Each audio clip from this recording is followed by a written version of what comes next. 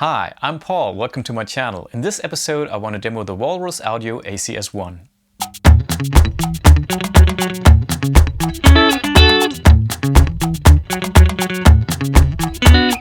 Before we start, I want to point out that the footage you're about to see was already shot a couple of months ago.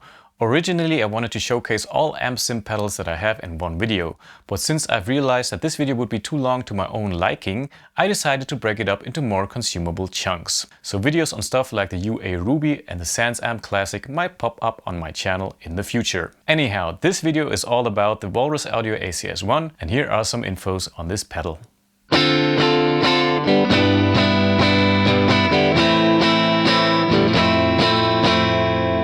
By the way, you can update the pedal and load cap IRs in a web browser interface if you connect the ACS1 via USB to your computer. So first let's hear the different amp models, and after that we'll have a closer look at the online backend.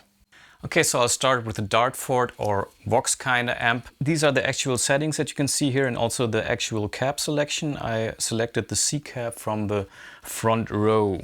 The gain's already maxed out, so I don't have a boost setting for this preset. Let's hear it. Sa, sa, sa, sa, sa, sa, ooh.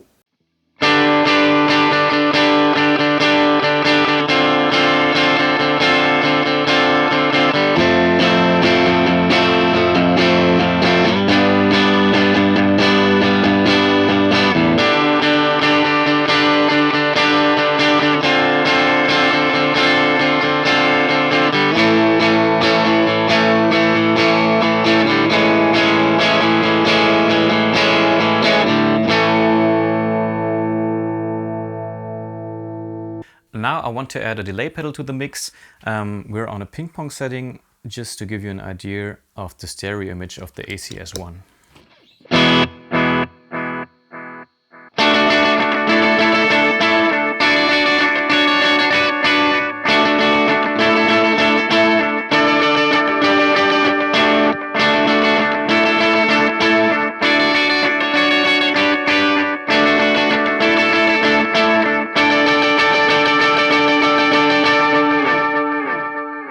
Moving on, we're now on the London or Marshall type of amp model.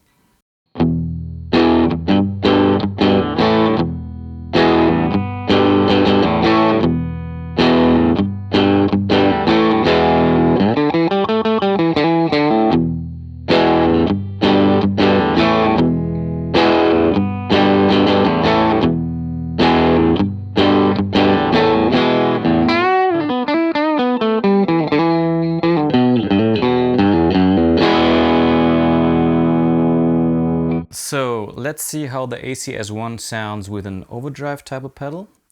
I have a 7th generation DoD Overdrive Preamp 250 Reissue. Of course I have to switch it on.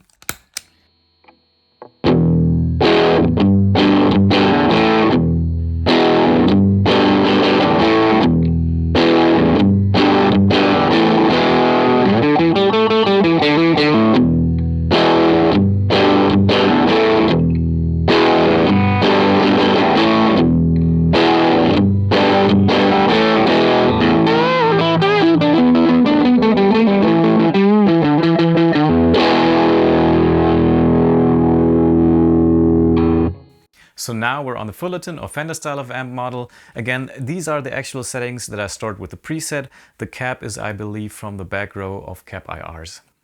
And I'll start with some clean picking tones.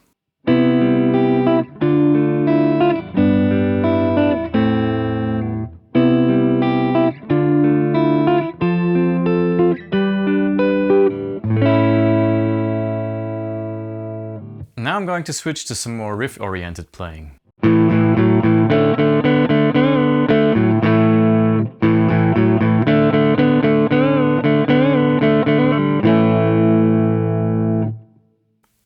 So for the Fullerton setting, I actually stored a separate gain setting via the boost function. What this means, I just cranked the gain up all the way up and stored it to the boost button there. See if that makes any difference.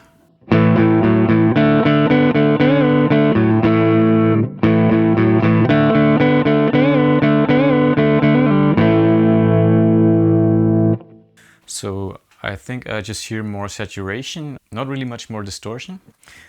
Let's disengage the boost and add a pedal in there.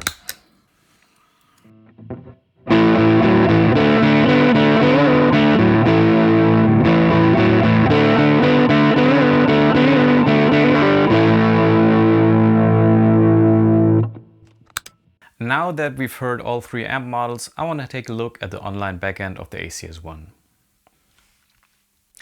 As you can see, I've connected the ACS1 to my computer via USB and I'm on Walrus Audio I/O. I've logged into my account and as you can see my unit is showing up here.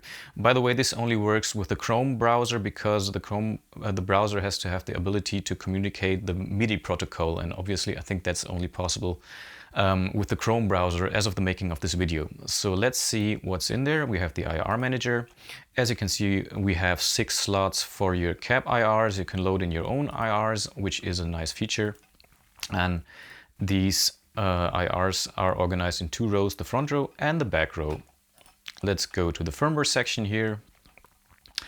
My ACS1 is on firmware 1.29, which is the latest version. When I got the unit, it was on 1.10. There are some steps in between. Let's go to 1.25, which is the major one where they addressed a lot of issues and reacted to user feedback, also regarding the gain structure. With this firmware updates, obviously you can dial in more gain or overdrive. Then we have the 1.28 with some minor tweaks.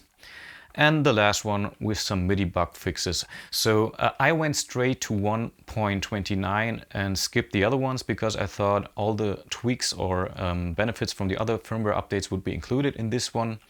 Especially regarding the overdrive or gain structure. I was really curious to hear the difference, but to be honest, I didn't hear much of a difference, so much that I reached out to Walrus Audio support and asked if I did something wrong by leaving out the other firmware steps. And what they said, basically, if you want to hear the most difference regarding the gain, you have to go to 1.25 because they toned down on the following firmware updates.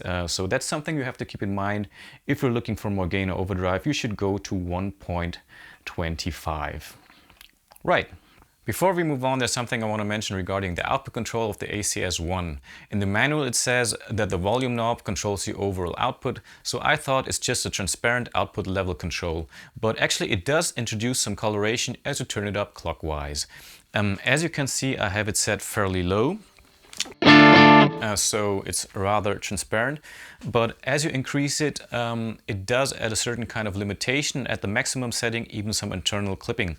Let me demonstrate and I'll normalize or level match the clips afterwards in post.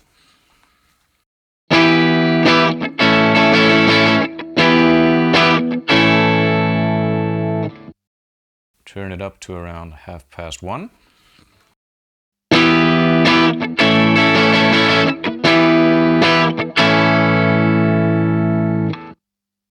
And max it out.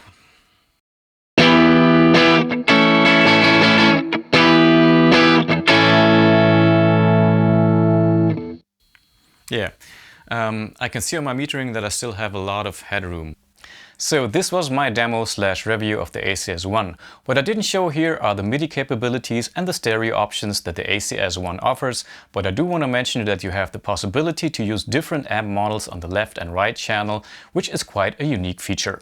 Another nice touch is that Walrus Audio thought of including a dedicated headphone out, which is something that should be a standard for an amp sim pedal in my opinion, and which is something that I really miss on other amp sim pedals like the universal audio ones. One minor point of criticism for me is that you can't just bypass the amp models and use the ACS1 just as an IR loader with other pedals, but maybe Walrus Audio didn't want to run into the issue of people mistaking this for a load box. On the other hand, you can bypass the cab IRs if you just want to use the amp models or combine the ACS1 with an external cab loader. So that's it for today. Please leave a comment below and let me know what you think about the ACS1 or tell me about your experiences with amp sim pedals in general. Please subscribe to my channel. Take care and bye.